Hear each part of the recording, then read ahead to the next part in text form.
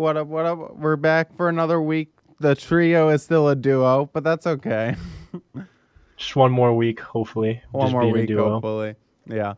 But even though it's just us two, we gotta come on because there's been a lot of stuff going on in all the leagues. Biggest news probably is the Oakland Athletics signed the biggest contract in their history, a good 3 year, $67 million for Luis Severino. I think honestly with this, they're just kind of showing that they're gonna start spending money when they eventually do move to Vegas. So this is a little cock tease, I think, for what's more to come when they get to Vegas. But in bigger news, Juan Soto signed the biggest deal in history. Nikos, do you think a baseball player that only hits, can't pitch or field like Shohei ever deserves more than LeBron and Tom Brady's earnings combined? No, that's what I never understood about baseball, why they pay so much for these players. Like, I guess, like, they're so elite and it's so hard to find those kind of players in baseball that they do have to pay a lot, but I don't think $765 million is that much. I mean, it's spread over 15 years for him, I'm pretty sure, Yeah. but So 51 a year. that is still crazy. Like, It is. that blows my mind. So, and dude had to sell two of his minor league clubs just to afford that Yeah. that shit. And then also what a lot of reports are leaving out, which I think is the craziest part, is after 5 years, Soto has the choice to either get released or the Mets, if they want to keep him, have to give him a $5 million pay raise. There's no in between. So he might be jumping up from 765.51 a year to whatever the math equals out to, but 56 a year for years 6 through 15. So Damn. he's going to be getting even more. But something that now, of course, the Mets and the Yankees were the two big dogs in this Now the contest. Yankees don't got their duo, their Nope. iconic duo. Yeah, They he's just got gone. Judge, right? Yeah, only Aaron Judge. They still got Stanton, but he's kind of fallen off. They did end up signing. Oh, I thought I grabbed it. Oh, I guess not.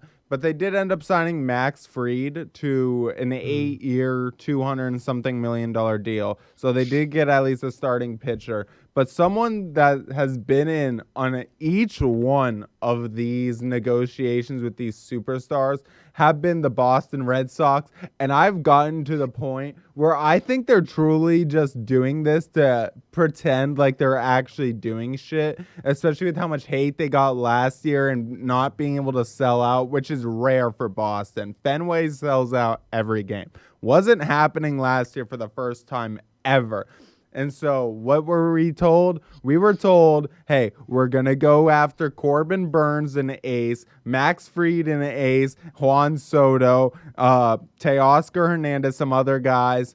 And now it's gotten to the point where Fried signed with the Yankees. Corbin Burns is going to the Jays or the Giants. Soto went to the Mets. And now our top option is a guy who is going to be a Rule 5 draft guy. And if you don't know what that means, it basically means he's so bad he's not on the 40-man roster, so any team can claim him. So our top option right now is someone who's not making 40-man rosters. So that it seems like we really got fucked over. John Henry's been lying his ass off about trying to get guys because he's not trying to get shit. If every single signing, and Max Fried, it came out, I saw right before we started, he ended up signing the deal with the Yankees, obviously, but he turned down a Red Sox offer where we were about $100 million off. We were about $100 million off for Soto. Every big name free agent, we're $100 million off. So it's not even a real contract offer. Because if you're $100 million off,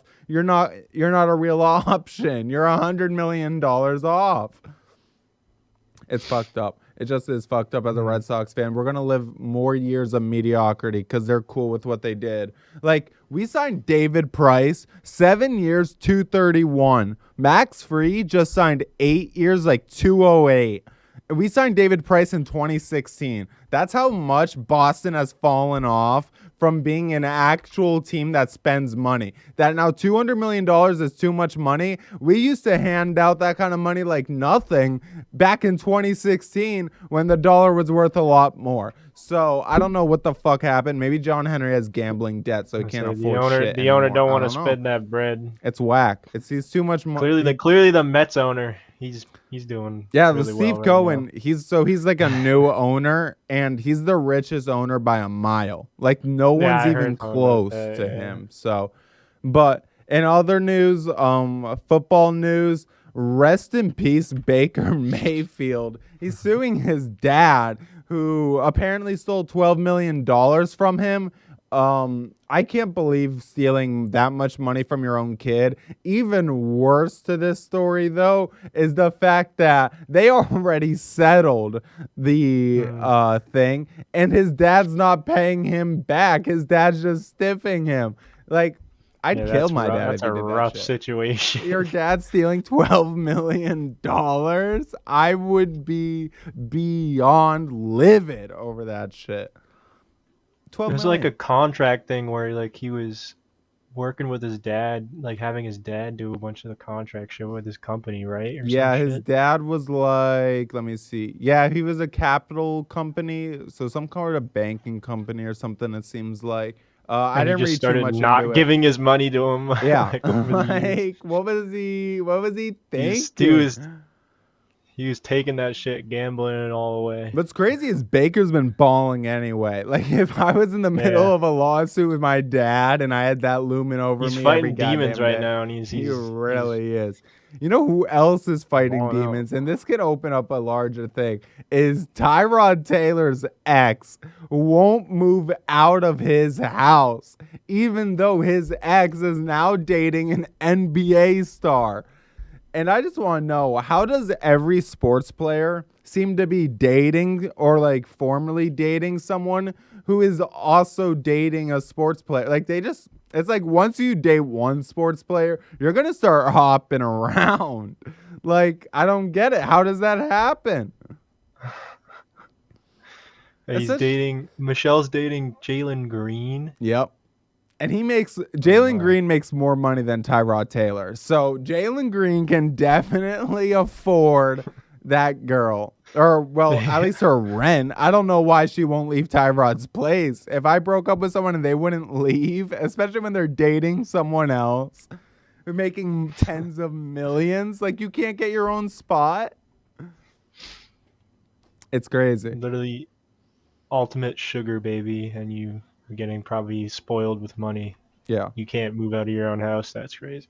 Bro, and I feel like though there's so many girls though that like really once they date one sports like celebrity sports player, they start hopping around. Like, does word get out that pussy's just that good?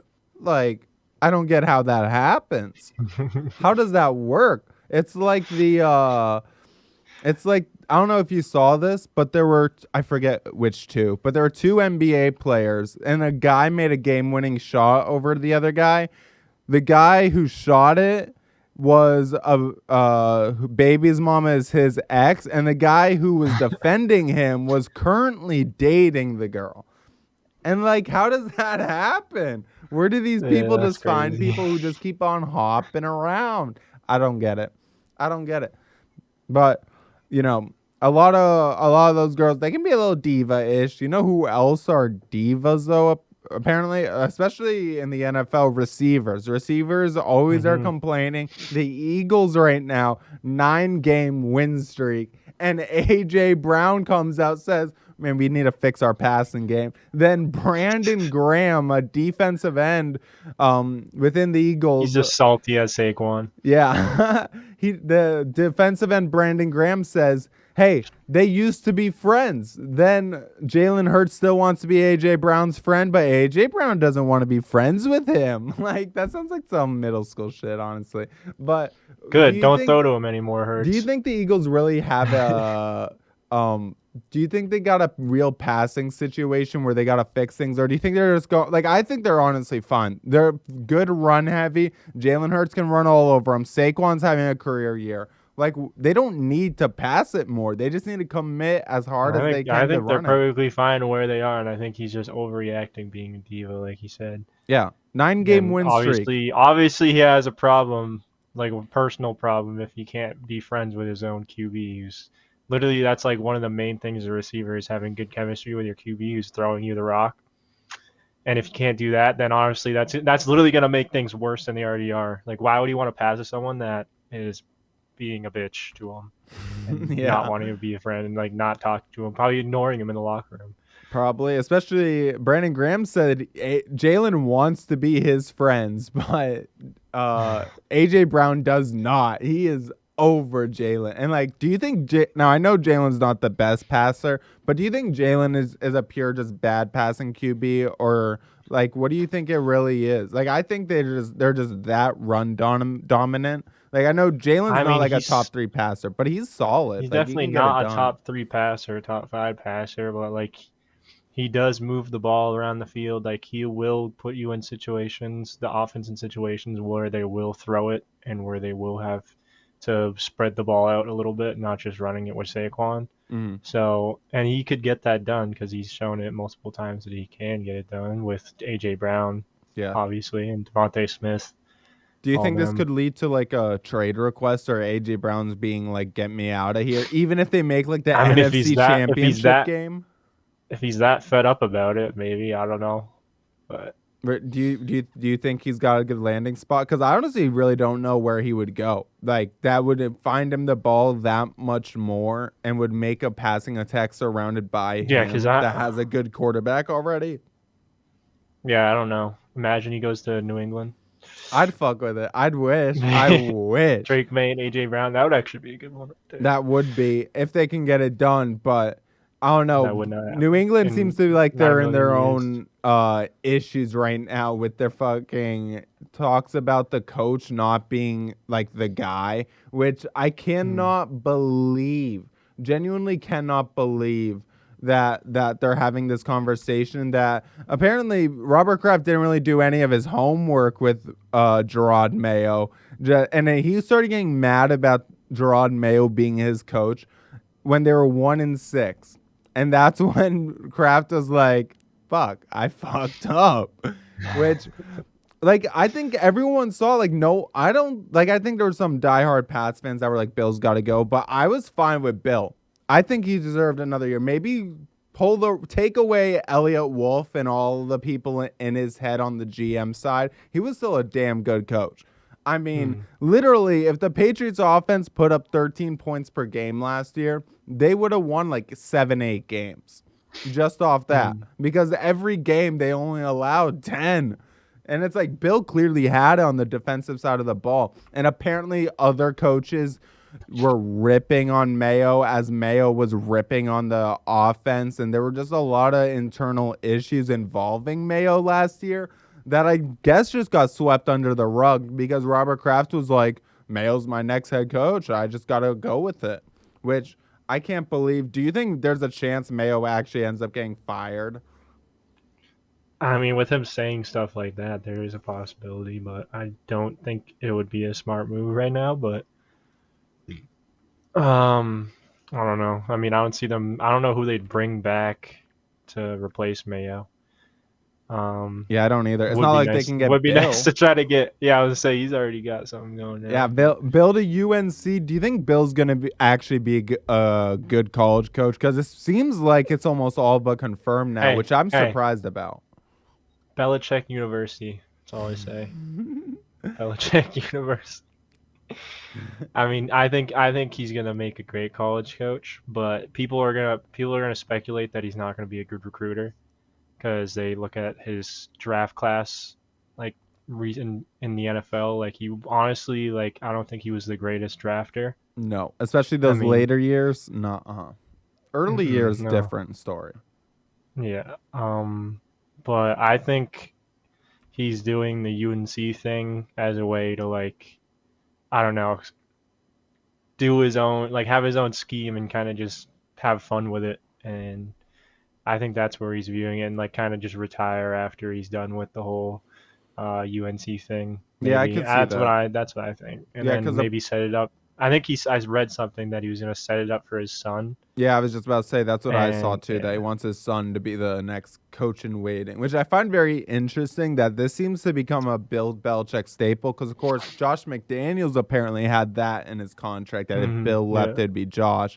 Then there were talks that it was going to be Steve, and then all of a sudden Gerard Mayo had that title, and now he's trying to get that same title, head coach in waiting for Steve. And I find it that just very, it's an interesting tactic. I get it for his son. I kind of get it for Josh McDaniel because he didn't want Josh McDaniel to end up jumping ship to like Indianapolis or something. Gerard Mayo, I don't quite get why he gave him that interim head coach in waiting kind of title. But I also think Bill Belichick is going to be just fine, just for the sheer fact that hey, he's can pull a 23-year-old girl. So if he can pull 23-year-old girls, I'm sure he can pull an he could pull 18-year-old 20. guy. He can get an 18-year-old guy like nothing if he can get 23-year-old girls. I'm just saying. I think that's a He's little got that youth correlation. charm. He He's got the does. youth charm. Oh, all he needs to do, go on the recruiting trail, bring a couple girls around that college age and be like, hey, this is my life. It's going to be your life too if you come to UNC. Crazy I think it'd be work. cool That's because, I crazy mean, the work. ACC year in, year out is kind of wide open. I mean, there's been some runs, but for the most part, year in, year out, I feel like there's always stiff competition. It's always someone new up by the top or near the top. And I think he could definitely turn them around and make them really good. Of course, they've been kind of sliding down the last couple years. Um, Who was but the old dude that would always be rocking the Carolina Blue like Jays? That was like the coach there. I don't know if he was a coach there or he was just an owner. I know who you're talking about. I do I know. forget his name, but he was. Yeah. I always saw like videos of him. Yeah, but I think the only thing Bill could have issues with is truly, I know I just joked that he'd be fine, but like truly getting the fact that like these kids, like the transfer portal truly is wide open. If they don't start immediately, they seem to be okay with just dipping. So I think that's going to be something Bill's going to have to kind of get used to is the fact that it's not like they're truly signed. You might sign them on Hmm. signing day. They might transfer a week later. And I think that's something Bill might not be completely prepared for. But outside of that, I genuinely think he'll probably be perfectly fine. I don't think he'll have that many issues with the college game, especially coaching wise. And if he gets a little help with the recruiting trail, I still think though, I'm just surprised he doesn't. I feel like the rumors that he's just going to straight up go to UNC before considering anything else, I would be shocked by because I thought he would truly just want to stay in the NFL, get the Hmm. NFL wins record. He's still only like 16 games away from that. I was kind of surprised that he was saying, "Nah, I don't even care about that. I'll just go to college." And I wonder maybe Nick Saban has something to do with that. Nick Saban's rubbing off on him a little. I'm not too sure, but. Uh, Back to diva receivers, they got another big name receiver being a little bit of a diva. Deebo Samuel saying he's not struggling. He just needs to get the ball in his hands, even though he has the second most touches for the Niners this season. Do you think Deebo is actually kind of struggling a little, or do you think he just needs the ball even more to get a little more explosive out there? I mean, bro, hasn't bro been like hurt too this season? I think he might have missed some time too, yeah. I say he missed some games too, and he's saying he's not getting the ball enough. I mean, I think he's just fed up with how they've been playing, how like they've been pretty mid this season. Yeah, I Um, agree. I also think he probably doesn't like the fact that Jawan Jennings has low key kind of become yeah, the wide he receiver has one. he has been He's been getting falling more out. targets, but the weird thing about that is he's only really gotten more targets since whenever Brandon Ayuk misses time, that's when Jennings' targets go up. So it's kind of Hmm. clear to me that it's like that wide receiver one role is just preserved for not Debo. Debo's just stuck in that number two slot, but he's also used as a running back part time. He does get some rushes on occasion.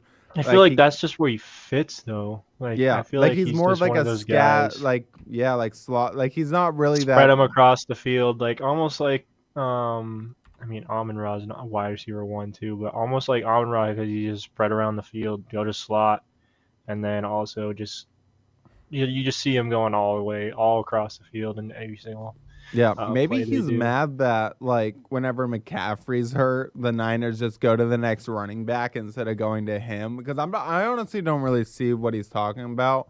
When it Mm. comes to this, he needs the ball more.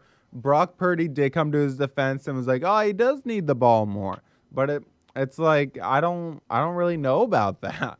I mean, they've been mainly, I feel like their biggest issue this year really just has been injuries. It's been an off year for them. I don't think it's really been Deebo not getting the ball, holding them back, but Mm. he seems quite upset about that. But you know who's not upset? Running backs. Running backs have Hmm. been living this year, especially running backs on new teams. Taking a look at this little fun little stat. Um, the running backs on new teams rank 1, 2, and 3 for rushing leaders, and they also are on winning record teams, whereas the teams they left have all sucked. Now, again, I feel like this should come with a small grain of salt because Saquon leaving the Giants already sucked. Henry leaving Hmm. the Titans already sucked. And Jacobs leaving the Raiders Raiders already already suck. suck. So I feel And like they that's just went to much better teams, which I guess it kind of makes sense. yeah, But I that's mean, you could that. say different with Aaron Jones Yes. and Joe Mixon. Yeah, they Wait, no, truly have been. Yeah, no. they I both mean, are on new yeah. teams. They're balling. I mean, Mixon, the Bengals are And their worse teams that they without left him. were, yeah, I would say their team they left, they weren't that bad. But Yeah, the Bengals are definitely worse without Joe Mixon. Now Chase Brown has hmm become a stud over there for Cincinnati, and their defense has been a big issue. But Joe Mixon has showed that his age is not the reason he needed to leave. He still got it. he's projected to get me 20 points in the dynasty this week. Damn. No, I will say this though, like the Bengals, them choosing to release Joe Mixon is still a mistake because they didn't release him with the intention of going to Chase Brown. By the given fact that Zach Moss, they signed him to the contract in free agency, paid him like their starter. That and Chase Brown was the clear backup for the first half of the Hmm. year.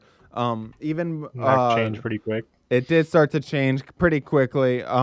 But that just shows that they were planning on going with Zach Moss. So that was a complete flop going from Mixon to Moss. They got lucky they had Chase Brown sitting in the wings. Then when it comes to Aaron Jones, I mean, Josh Jacobs is younger, so I do get that transition. But do you think with all this running back success in general, like the NFL this year has been a true running league, do you think that will translate into the running back market in the future, or do you think the running back market is still going to stay the way it is? Because there have been a lot of young guys who have been popping off too, so teams will still look at it and be like, we can still get a guy for cheap. Or do you think Hmm. all of this will I mean, actually end up mattering? for this next season, I don't think the market will boom that much just for this next season because I don't think there's going to be a lot of guys at high value. But in the future, I think they'll look at these switches and these changes in the running backs from these teams and take that into account and maybe look at these. I mean, there's not going to be too many vets in the market in the coming future, but when there actually is and when those young guys start to leave those other teams, I think they will, and I think the market will increase like maybe 3 years, 4 years down the line. Yeah. But I don't think right in the near future that's going to happen. I'd honestly agree with that. I think especially if Josh Jacobs or like and these guys they keep except Henry. Henry's already in his 30s, so it's a little different. But if, like Mm-hmm. Saquon and Jacobs can really go on like a 2-3 year tear where they're really tearing it up on their Mm-hmm. contracts, and then maybe like another Exactly. guy or two end up hitting a FA and they go to a new team and they also hit.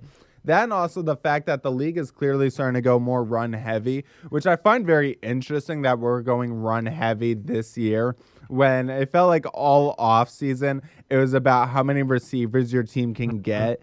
And now already within the same calendar year, it's about who are your running backs and how many good RBs do you Yeah, have. maybe that whole receiver rush kind of made them shy away and forget about running backs, and then they just kind of got blindsided by that fact. But Yeah, because running backs are now truly showing their value and mhm. showing that hey, they need to be guys.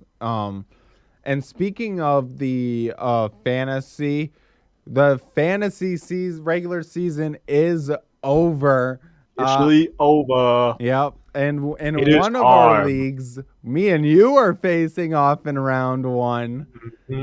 That's gonna be interesting. It is. I But don't have. I better have George Pickens come back. That's the one thing I'm scared about. George I hate to Pickens is tell out. you, I saw a little medical report saying Yeah, I odds saw it are too. he's out. I said it too. I saw it too. But I mean, at least I do have like Roma Dunze, Elijah Moore, those guys to maybe fill that spot. Yeah, you still got a good team. We can do a quick breakdown since we're facing each other in round 1 before we go over a true fantasy recap. But yeah, you got a good solid team. I got a good solid team.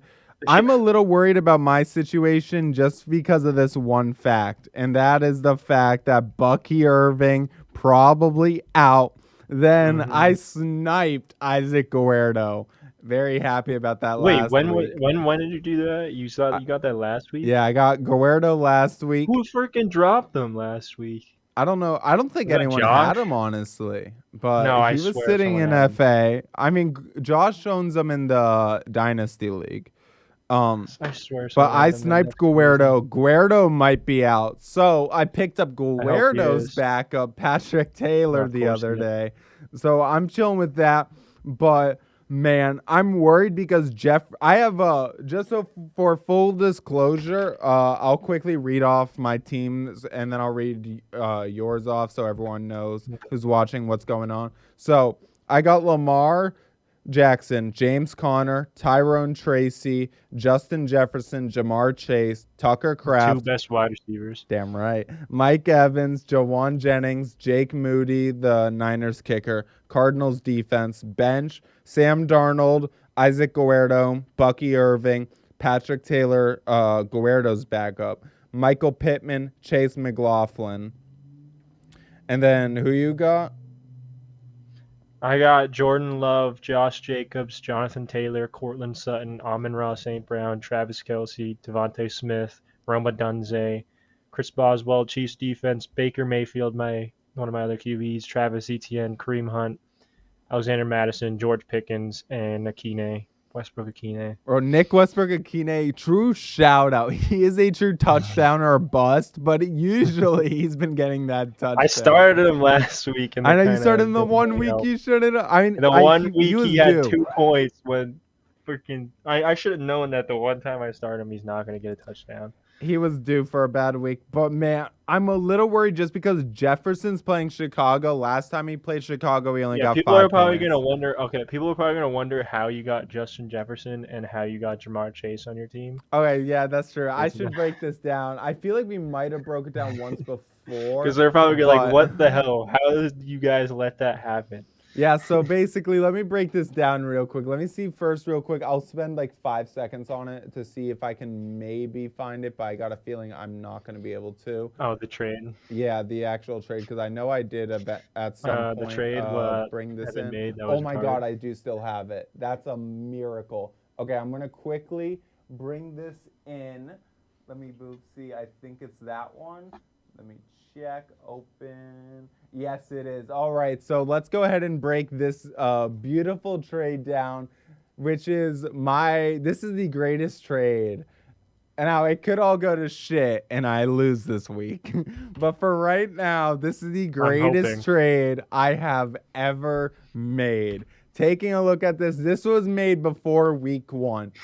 I am the bottom team. So I got Mike Evans, Rico Dowell, Jamar Chase, Jalen Tolbert, Jonathan Brooks, and Tyrone Tracy for and it's Evan for Deontay Johnson, Jalen Warren, Marv, and Ladd McConkey. Now, full disclosure, as you already heard, I dropped Rico Dowell. I wish I didn't. He'd be a fine running back right now.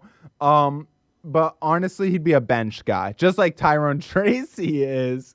If Bucky Irving wasn't crazy, though. The fact that the guy on top, he has. We can be honest who the guy on top was. The guy on top was Evan. The other guy who's supposed to be on this goddamn show. The only guy he has on his team out of this trade now is Ladd McConkey, I think. It's so fun. No, he doesn't even have Ladd, I think. He doesn't even have Ladd anymore? Let me quickly check. Let me check. I'm checking. I'm looking at it right now. Yeah, every single person in that trade is Okay, yep. gone. He doesn't have any of them. He traded them all away already. Hilarious. So that was just completely useless, is what I'm seeing. He And just it's gave you Jamar crazy. So I Chase got Tyrone and Tyrone Tracy, who Tracy. has been absolutely balling. He's been getting like 13, 14 a week since like week 7 when he took over. Jonathan Brooks, rip, just towards ACL again, which we can quickly talk I know about. Evan's so mad he can't defend himself right now. He probably is.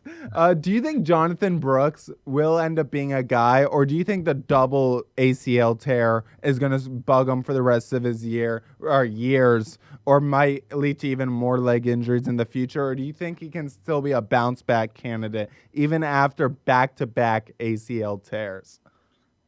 I mean, back-to-back ACL tears is definitely going to do Same something to leg you, and too. definitely going yeah. Same tear, same Um, leg.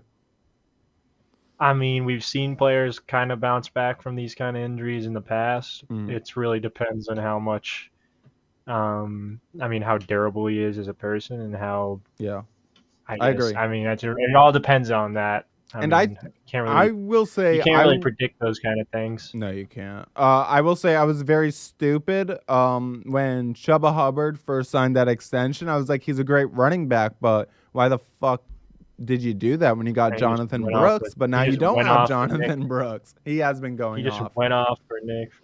Yeah, he has. Back to this trade though. Getting Jamar Chase. Now I will say this. Evan said that the reason why he dies on this hill, he was apparently genuinely worried that Jamar Chase was gonna hold out this year when there were talks of it happening to defend him. I never saw that happening though. So I got this trade through. And actually, fun fact, I was originally gonna say no to this trade until he threw in Mike Evans.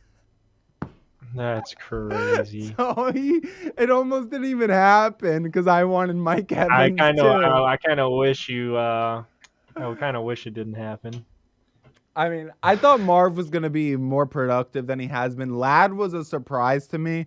Jalen Warren, complete fall. I mean, he's had a lot of injuries this year, but I thought Jalen this year he was Warren. going to take over that backfield from Najee. Bro, But Najee's had a Evan resurgence. Evan tried trading me Jalen Warren and Evan Ingram so many times I too. think he's It's tried funny. trading him a lot of people. I think he thought a lot of people would be more Everyone probably. interested. And No one then did he it. ended up getting rid of Deontay Johnson at the right time, technically. But that move fail. Evan Engram, he's been all right. I mean, my current tight end, Tucker Kraft, he's like a low end starter, fantasy wise. So he did get a better tight end. I wish I forgot I got Rico Dowell in this trade. I wish I still had Rico. Imagine if I had Rico still. Oh yeah, one of the trade deadline trades I did, or one of the recent trades I did with Evan. I got Roma Dunze and Devontae Smith, and I gave him. Who did I give him? Who did you give him? Oh yeah, I gave him Elijah Moore. That's it. Yeah, I mean, he's been, what's crazy is at the beginning of the year, he was like, oh, I'm not going to do any trades. No trades for me this year. And I think his team would have, I mean, he's been trying to say he would have had a bad team anyway. But I mean, if he doesn't do this initial trade, I think his team's fine. He'd have Evans, Dowell, Chase, and Tracy. He'd have 4 starters. He probably would have eventually traded those guys away though. So maybe not Chase. He's wide receiver 1 and by a mile. True. And so I mean, I don't know how you don't see that, or like how you don't expect that to be the case. Like top 5 automatically. I know. The second I got the chance to get the LSU boys together, I actually tried. I hit up the guy with I don't remember who it is, but whoever has Malik Neighbors, I tried getting Malik Neighbors just so I could have all 3 LSU guys, and it didn't work out. But I'm still very happy with my team. Did Evan trade Malik Neighbors too? I think so. He actually did have Malik Neighbors at one point. No, I think Evan he traded because I think it was part of traded his Breece Hall trade. I had him, and then I gave him to Evan, and then yeah, he did the Breece Hall trade, and I think Jack might have him now actually. Yeah, but I'm still a Jack little Tiger, worried but about this week, Nikos. I genuinely think you got a good shot at beating me, even though when I did the math before last week. So this past week when of I course scored you did. 189 doesn't count. But before that, I counted up all the weeks where my team was at true full strength and like built up the way it is right now. I average when at full strength 175. Fuck. And that's not counting my 189 I dropped last week, though. But again, I got tough matchups. Jefferson against Chicago scares the fuck out of me. Chase against Tennessee worries me. I'm hoping Patrick Taylor gets named the starter just so I can throw him in there and take Tyrone Tracy out because I'm not the biggest fan of Tracy's matchup up against Baltimore. He's the worrier for me. Then in the sleeper league, my team is in our dynasty league. My team is absolutely cooked for this year, which sucks. No, outside of your second, I don't have any picks because Bro, I'm facing Evan in first round in dynasty, the dynasty, and I'm gonna destroy him. I'm yeah, projected you are. 155 points Oh my because I god, what just got the Mixon fuck? back. Oh fuck.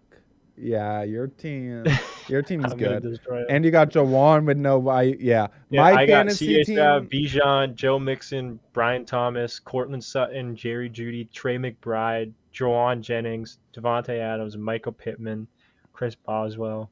Yeah, Like you that got is a some depth. stacked dynasty team right Yeah, see, like there. my dynasty team, like if my team's fully healthy, I'm chilling. My team's not fully healthy. I'm gonna have Bucky out. I'm gonna have Pickens out, and I'm probably gonna have fucking Kenneth Walker out. So like, three of my top like five players are gone. So I'm out. Round one, I'm done. I'm cooked. Unless I get a lucky play. I'm going Nick Westbrook Akine, hoping that you not playing him will bring back his touchdown luck. I Um, swear. Imagine he oh, drops like 30. He drops 30, hmm and I just don't play him. Then another replacement guy I picked up Patrick Taylor, the Niners hopeful starter off waivers, hoping he balls for me. And then I think I'm going to go Joshua Palmer.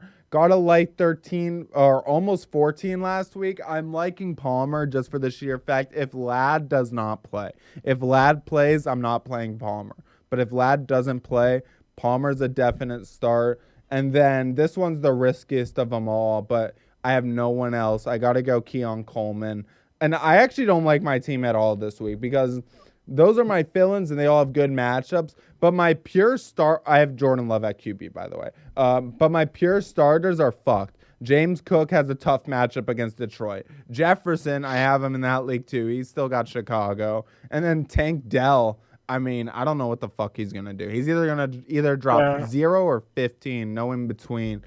But so you're feeling good. What do you think are the odds you beat me in the main league? I know you feel good about your dynasty league team. Do you think you got a real shot against me in the other league? Yeah, I mean, definitely. Yeah, I think I have a shot. you got a I shot. think Jacobs has a very good matchup, Your running and I back think we'll scare have me. I another good didn't game. realize how good of a running back duo you have of Jacobs and Yeah. Taylor. Like that's actually with Amon-Ra. Plus you traded for fucking Kelsey from Evan. Evan could have had Yeah, and I Kelsey. got best tight end. Evan could have had literally, if you take a look at what his team could have been, just taking like his best pieces from his trades, he could have had Kelsey, Evans, Jamar, and some other guys. I don't He know. would have But been like he would have been probably fine. Better team than he has. He's still gonna be a almost as first good as round Red pick right soon. now. Yeah. But with that fantasy superlatives, who do you think has been the most valuable? Let's go with just guys you have had on one of your teams, just because we know the obvious fantasy MVP is Jamar. He's by I far say and away one. Unless you him got and someone else. Josh Allen. Oh yeah, Like, Josh Allen he just scored is last week. He scored 50 something points on me, like 51 points on me. I was yeah. like, dang, Yeah, his 51 made was me lose insane. my I think matchup. it was like the most for a quarterback ever in the modern era. Because I know technically there was like a guy in the 90s who balled the fuck out, but fantasy wasn't a thing then. So yeah, let me actually take a look at the Because I know it's been Lamar and Josh Allen have been fighting for the best QB spot, but I think after that one, it's definitely going to be Josh Allen. Whoa, Oh yeah. what? So actually, based on season average, so every game they've played averaged together, Lamar has averaged 24.7, and Josh Allen, even with his 52 game, has only averaged 23.4 and is in second. Damn. That's crazy. In total, the highest average players ended up being Lamar at 1, Jamar Chase 2, Josh Allen, Saquon, Burrow, Hurts, Joe Mixon at 7, Jaden Daniels at 8, highest rookie, Baker Mayfield at 9, and rounding it out at 10, a guy who a lot of owners are probably really sad about missing, Chris Godwin. It's 10. So out of everyone in fantasy, who's been your biggest surprise, your biggest superlative, whoa, he came out of nowhere and he's been I mean, balling. definitely for me, who was on my team was Joe Mixon because I picked him up and I kind of just took a shot in the dark on that one because I didn't know if he was going to do really well on that dynamic passing offense of Houston with freaking Stephon Diggs, um, Tank Dell, Nico Collins. I thought it was going to be huge on the run offense, and then next thing you know, he's boom out of nowhere. He's very, very good. They have a very good rushing offense. Dude just starts balling out. So yeah. Mine will be I'm gonna go with going with guys that I've had on my team. I'm actually gonna go with Jawan Jennings. Of course, he had that big 50-point game. He's had a couple weeks where he's been lower, but that is simply because that's when Brandon Ayuk and the Niners are fully healthy. But since they're not going to be for the rest of the year, and Jawan Jennings is going to stay in that role, he has, I feel like, started to make a true name for himself, and he has been absolutely balling. Now, there's actually someone else that I'd want to put here, but I'm going to save him for this next section, which is who has been your favorite rookie out of all the rookies, fantasy-wise or just in general? I have two right now. Okay, go with them. Go with both. I'd go Brian Thomas Jr. would be one of them. Brian Thomas Jr. has been balling out even with the Jaguars situation right now, how bad they've been playing. But as a rookie, he's been doing great on that offense. And him and Trevor Lawrence have looked like they've been connecting pretty well and have good chemistry right now. And then my number two would have to be Malik Neighbors, obviously. I might even get a Malik Neighbors jersey. Yeah. Which kind of is rough because I'm not a big Giants fan at all. I hate the Giants, but oh yeah. I think he's also been clicking on that very rough offense right now. Same situation as Brian Thomas Jr. They both are on questionable teams right now. Yeah. Like with Malik, like I avoided Malik Neighbors in the draft just because I was so worried that Giants offense was going to be so piss poor that he wasn't going to produce shit. Like I thought he was going to be good, but the way he really seemed like an Odell, like he doesn't care what the rest of the offense is. He's going to ball out. And Brian Thomas came out of nowhere. I think outside of Malik, he's been the best rookie receiver, at least fantasy production wise, which I think is actually Ladd might be a higher. But still, I love those picks. For me, I got to go with my favorite man, the man who has truly saved me, and Bucky Irving. I am so sad that he's not going to play at least this first week. He's so banged up, the back injuries, the hip injuries, and like a foot injury. He is loaded, but he has been so insane. And I called that shit. I said from day one, I thought it was going to be next year was going to happen, but I was like, he's going to steal Rachaad White's job. Rachaad White's going to be out. Rachaad White sucks, even though he was a top 5 producer in fantasy last year. And he actually you can't throw too much bait on Rachaad White. Out-carried Rachaad White the last 5 games they've both played. And I have loved it. I can't believe I predicted that shit. I wish we were doing this show at that time, so then it could be truly in recording on record that I called Bucky. But I mean, I drafted him and I had him in the I had a good feeling about him. That was evident. But Bucky's got to be him. Good call. Yeah, thank you.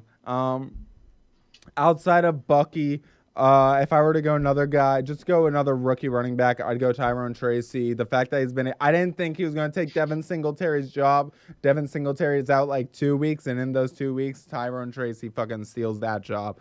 So that was shocking to me. Do you have a biggest fantasy disappointment? Guy you thought was going to ball and didn't?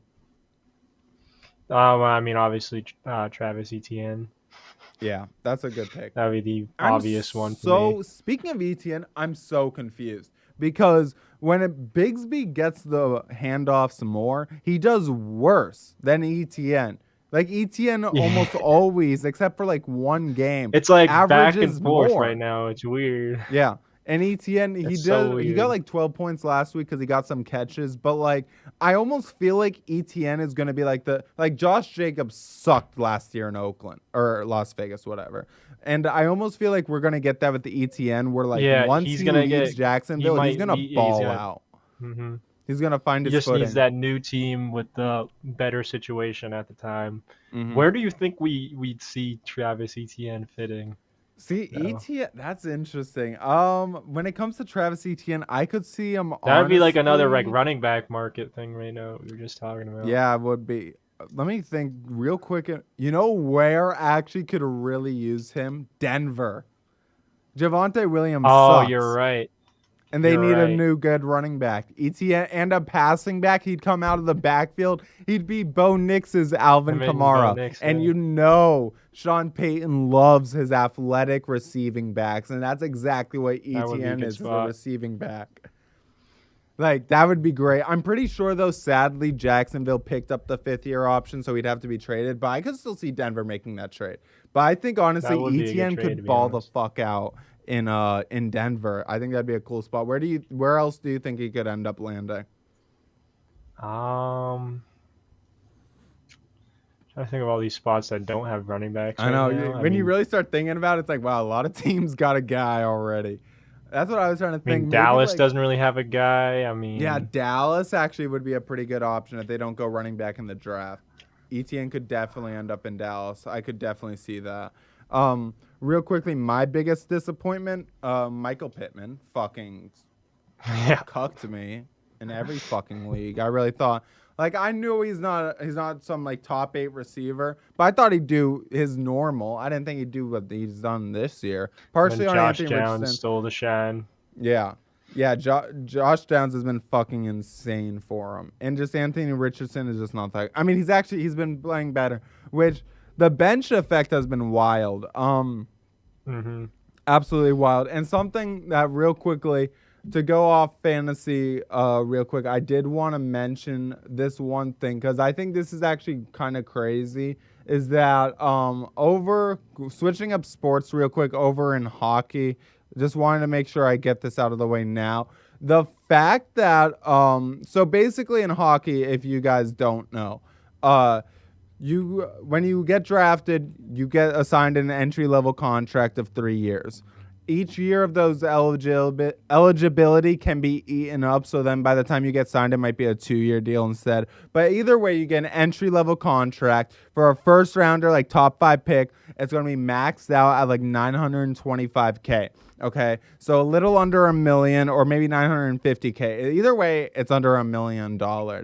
Now, Boston College, with the ability to use NIL, offered Michael Misa, projected top 5 pick, $1.4 million. So no matter what, if he gets drafted and signed, he is going to be getting paid more by his college than by the NHL team. Like the NHL is going to have to start upping their entry-level contracts or something, or players might legit be like, I'm just going to go to college. College hockey's better. Plus, this will hurt the CHL with the OHL, WHL, and the QMJHL because they're not going to be paying this kind of money. Now, there is something, I don't know if this is true or not, but from what I read once was that there's a rule where you get paid in the currency that you live in. So Michael Misa lives in Canada and is Canadian. So this $1.4 million is in Canadian dollars, not American dollars. I think. I don't know. But either way, even Either in way, that's Canadian still a dollars, lot of that money. might be more than an NHL entry Yeah. level contract anyway. So do you think this could actually, like, if the NHL just say they don't adjust their entry level contract, do you think we could see younger hockey players maybe say fuck going pro young or fuck going CHL and getting drafted and shit early and go play college hockey more and actually make college hockey I an mean, actual destination? Because right now, like, college hockey is not that big. Like, compared to, like, CHL hockey historically. All the it's greats definitely going to go for that. It's definitely going to increase the growth of college hockey with getting NIL deals and everything. I mean, I kind of feel like that's going to be a thing in a lot of the leagues now with Oh, NHL, yeah. with College ball. college football, kind of making that even bigger of a market, giving guys NIL deals that are crazy. Um, Yeah. they probably have so many NIL deals in college football right now, but seeing it in college hockey, we're going to probably see an uptick in guys wanting to go to the college route instead of going to CHL and then going to right into Yeah. pros really Or early. it might even start deterring guys because, like, Austin Matthews, one of the greatest American hockey players ever, he went to, like, Sweden or something his final year of eligibility of, like, youth hockey. So, like, that might even deter guys who, like, chose to go to Europe or something. Even them, like, the younger Europeans might start trying to go college hockey. Like, college hockey might become the new hot spot. Real quick, we're starting to run out of time, but real quick, we really should talk about this. The college playoffs got announced. There's been quite some backlash over Bama not making it. Do you have any issues with the college football playoffs? Teams that got in, teams I that mean, didn't, or are you cool with it? You can't ask me. I'm not a Bama fan. I have always not liked Bama. Same with Ohio State. I hope they lose to Tennessee. Ohio Um, State, did you see Ohio State's new fucking the law being Wait, what was proposed? the new? I know it was some crazy shit because of what happened over the They had Michigan like a game new or law where whatever. they're trying to make it a felony if you try to raise the flag on their turf. Here it is. A Ohio State felony, Representative Josh Williams introduced the OHIO Sportsmanship Act Tuesday, which would make it a bruh. felony if you are the guy to plant your team's flag in the center of their field. You can't make that a felon. You can't make that illegal. They won the game. Let them celebrate. What That's the like trying to fuck? make like freedom of speech or whatever illegal or something, and Yeah. that that's crazy. It's like You can't instead. just go and plant a flag in a field. Like Yeah. Like, I they already got hate that. the They fact. get that butthurt Yeah. about I that. hate that that like taunting penalties are a thing and like the smallest taunt will get flagged. But giving someone a felony over taunting after a game basically is insane. Like, and a felony will fuck you. Like, that's crazy Hmm. to me. That is just fucking nuts. Absolutely nuts. Then also this, I think now the NFL does not really have no trade clauses. I think someone's gotten it before though. I forget who, but I feel like someone's gotten a no trade clause before. But they're much more prevalent in basketball, and now hockey's starting to get more involved in no trade clauses. But the craziest thing, so the New York Rangers, they've traded like their last three captains, that in itself is kind of shocking. But their most recent captain, Jacob Trouba, they move him to Anaheim. Now, what's special about this trade is he had a no trade clause. And he said, I'm not going anywhere. I want to stay right here in New York. So there's this thing in the NHL where if you get sent down to the minors, you got to go through waiver. So every team can claim you. So originally, Jacob Trouba vetoed a trade to Columbus. And so New York said, well, who do you want to be traded to? And he said, I don't want to be traded. And so New York said to him, well, if you don't want to be traded, we'll just send you to waivers and Columbus will claim you and you'll be stuck in Ohio. So he said, fuck, fine, trade me to Anaheim. He has a childhood friend, Frank Vetrano. I think that's who his friend was. On the team Anaheim. Plus, if you're living in New York, the taxes aren't that much worse in California, so I'm sure he's fine with that money-wise. So, all things considered, could be worse for him. But the fact that that is like a loophole, I wonder if they're going to try and patch that shit. Because being able to just be like, fine, you don't want to be traded? Well, we'll release you and send you somewhere else. Like, I don't know. How do you feel about teams just threatening players with, like, sending them to the minors if they don't want to be traded? I feel like that's kind of. I mean, if with the trade clause thing, I mean, I guess it's kind of fair, but at the same time, it's not fair because I mean, I guess that Jacob Trouba was kind of being like a diva because if a team doesn't want you on the team, Yeah. And he hasn't been playing too good either, and in all yeah, also fairness. with your recent performance, you're gonna have to expect to get traded, and like I feel like you should just accept the fact that you're gonna go onto a new team and you're just gonna have to start new. And I think he's gonna have a better time on Anaheim, anyways. But Yeah, especially Rangers completely sliding. They've lost like 8 of their last 10. They've been completely in free fall.